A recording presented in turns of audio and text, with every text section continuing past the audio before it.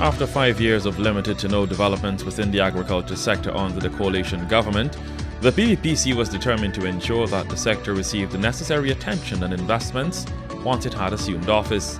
From August 2020 to now, the administration has placed high value on the sector, implementing measures within the traditional and non-traditional productive sectors to increase viability, promote a diversified economy, and create more jobs and expand income. In just 1 year, billions have been spent in this critical sector and major developments have been realized.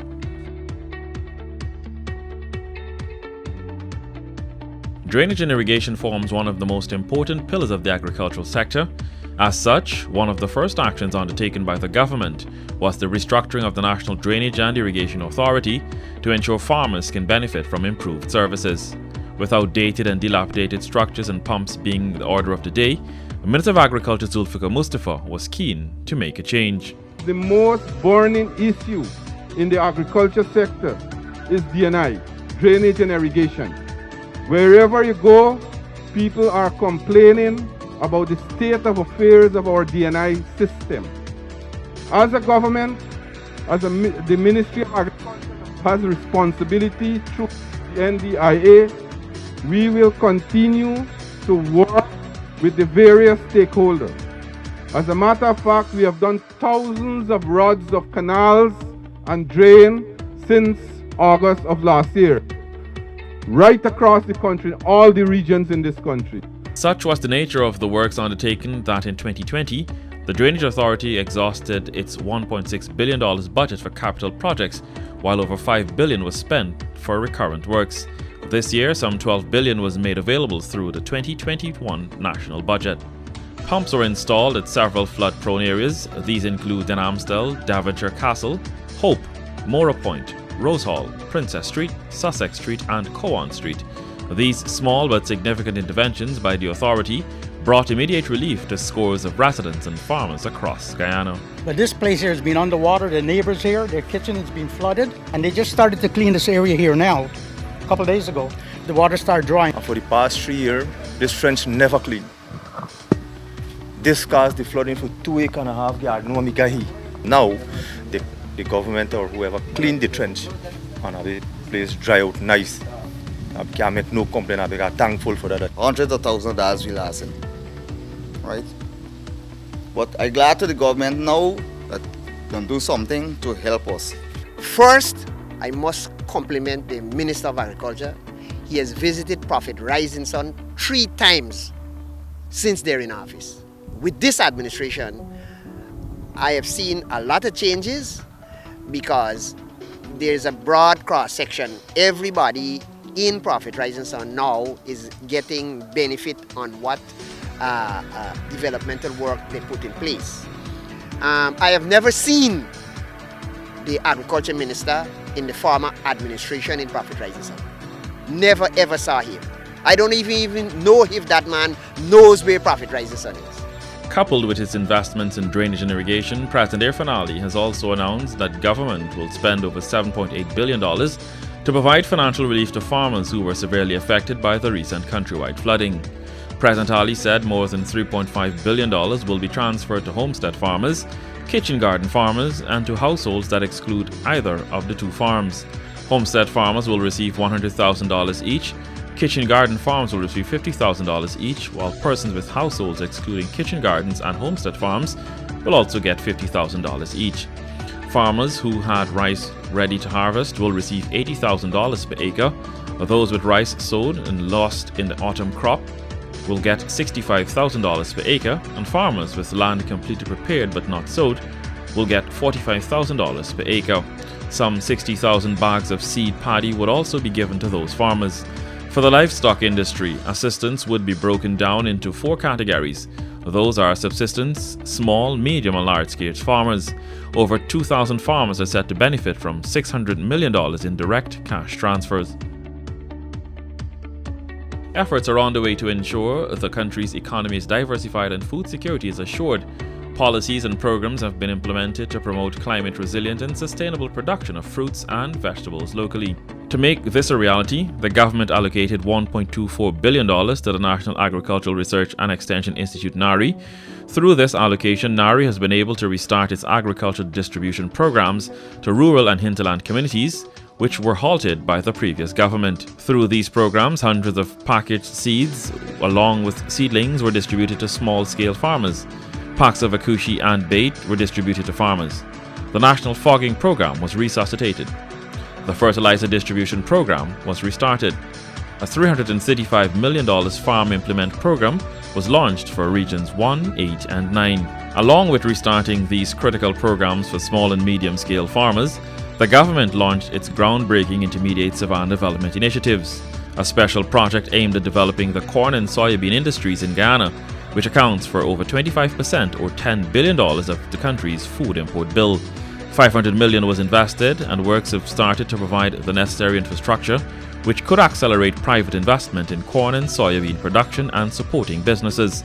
Already, 6 local companies have partnered to undertake this massive project that could see Ghana on the path to becoming self-sufficient in corn and soybean over the next few years. Additionally, $70 million has been allocated to support the Hope Coconut Estate Limited, while the government will invest $832 million in agricultural infrastructure, including agro-processing and packaging facilities. A significant aspect of the PPPC's manifesto has been the reopening of sugar estates that were closed on the coalition government. It had also committed to rehiring some of the retrenched workers and offering viable opportunities to the others. In the fulfillment of these promises, $10.5 billion has been invested in the Ghana Sugar Corporation over the last year. These funds are to offset critical works as government advances the sector's resuscitation. Gaisuku is on a change plan. We're re-engineering the way we're thinking in Gaisuku. The whole vision of Gaisuku right now is to move up the value chain as fast as we can, within the constraints of finances. But in addition to that, in addition to moving up the value chain, we're also opening 3 estates, so it's going up and it's going broader. As part of the restructuring plans, Gaisuku has reintroduced mechanical harvesting at the Blairmont Sugar Estate to boost its operations. Moreover, the corporation was able to pay almost $900 million to its trade creditors. Over the past 9 months, about $175 million was paid to the Ghana Agricultural and General Workers Union GAWU, as it honored debts owed to the credit unions in the industry.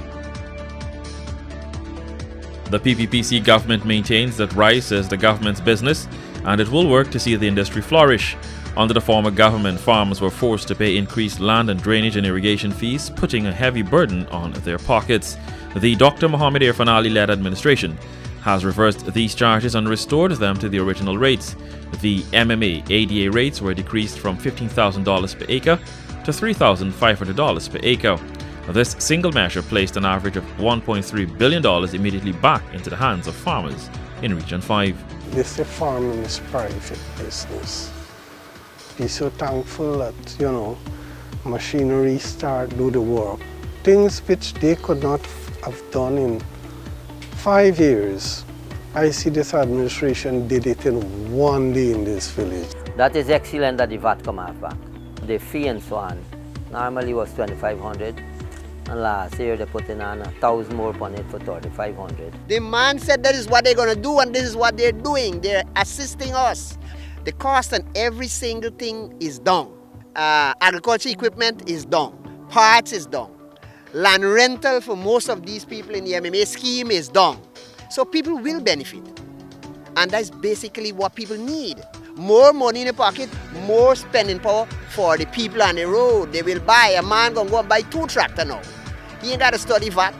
The government is also spearheading the construction of 6 drying floors at strategic rice-producing locations to provide much-needed support to farmers in regions 2, 3, 5, and 6. And a soil laboratory will be established to facilitate efficient and economic production of paddy. Farmers are also benefiting from the removal of VAT on machinery, equipment, fertilizers, and pesticides, thereby reducing the high production cost. Also, in just 1 year, Ghana secured 2 new rice markets in Hungary and Latvia in Europe, while an additional 24,000 tons of rice is being supplied to Brazil. The livestock sector needs to take its position. We have land, we have water, we have the climate. We have the human resource, and so we are set to develop the agriculture and the livestock sector as a whole. An estimated 3,000 to 5,000 small farmers and broiler producers benefited over the past year. From the removal of VAT on key inputs in the poultry industry, the government has also zero-rated the industry. The Ghana Livestock Development Authority has also received its additional certification from the Ghana National Bureau of Standards, bringing it one step closer to offering quality testing and results for the livestock industry. We have to think commercialization. We cannot think only subsistence agriculture. The days for just feeding our people alone has passed. Now we have to think about export. We have to think about commercialization, industrialization. Important to the agriculture sector too is the quality of fertilizers being imported. The government has constructed and commissioned a $60.4 million fertilizer testing laboratory. Today's activity is an identification of the board's commitment to support our developing agriculture sector in Guyana. The certified facility, which is located at the Pesticides and Toxic Chemicals Control Board, is the first to be established locally and the second within the Caribbean. The approaches taken by this PPPC government have ensured that the agriculture sector recovers from the aftermath of 5 years of neglect and mismanagement. The policies to spur rapid growth and long-term developments are also in place as Ghana looks to become a bigger agricultural force in the region.